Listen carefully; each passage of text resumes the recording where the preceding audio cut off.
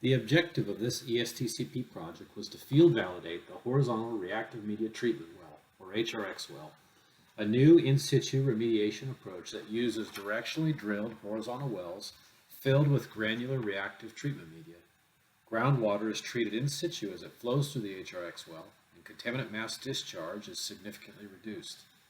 The HRX well concept is particularly well suited for sites where long-term mass discharge control is a primary performance objective. It is particularly appropriate for recalcitrant and difficult to treat constituents, including chlorinated solvents, poly and perfluoroalkyl substances, or PFASs, 1,4-dioxane, and metals. The HRX well concept leverages natural flow focusing behavior created by the well to aquifer permeability contrast to capture and passively treat large volumes of groundwater in situ. Treated groundwater exiting the HRX well results in cleanup of the downgradient aquifer through clean water flushing. For this project, the HRX well was operated in a fully passive configuration. However, for some higher permeability aquifers, the HRX well capture zone size and performance may be enhanced through pumping or an active configuration. This demonstration project was completed to apply the HRX well technology to control mass discharge at an appropriate DoD site, to measure the actual hydraulic capture, treatment efficiency, and mass discharge reduction, to assess the overall technical and sustainability performance of the HRX well, and to develop a user-friendly design tool and guidance document. The HRX well field demonstration occurred at Site 3 at the Vandenberg Air Force Base in Central California. The HRX well installation was completed on August 1st, 2018, and subsequent performance monitoring analyses were used to evaluate key performance objectives. The model predicted flow through the HRX well was consistent with observed flows estimated by Darcy's law calculations, point velocity probe testing, and tracer testing.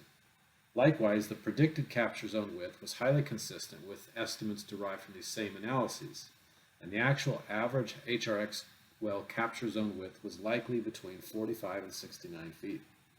Trichloroethene, or TCE, was treated in the HRX well abiotically with zero-valent iron, and total TCE mass discharge reduction was more than 99.99% relative to the upgradient well. Significant biologically mediated treatment also occurred as a result of residual guar-based biopolymer drilling fluid that remained in the aquifer. After 436 days of performance monitoring, decreases in TCE concentrations ranging from 50 to 74% were observed at all 4 downgradient monitoring wells, and the timing of the first arrival of treated water was consistent with model predictions. The HRX well technology uses a combination of standard commercial off-the-shelf materials and custom-built prototypes. Recovery of the biopolymer drilling fluid may be incomplete, and this should be considered in treatability testing and HRX well design for future installations.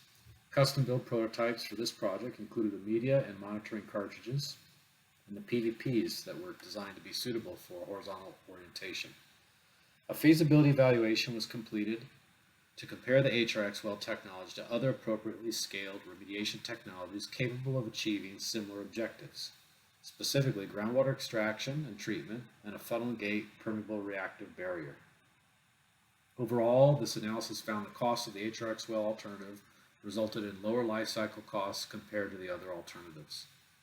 This demonstration project confirmed the HRX well technology is best suited for long-term mass discharge control, can be installed under active infrastructure, requires limited ongoing operation and maintenance, and has a low life cycle energy and water requirement.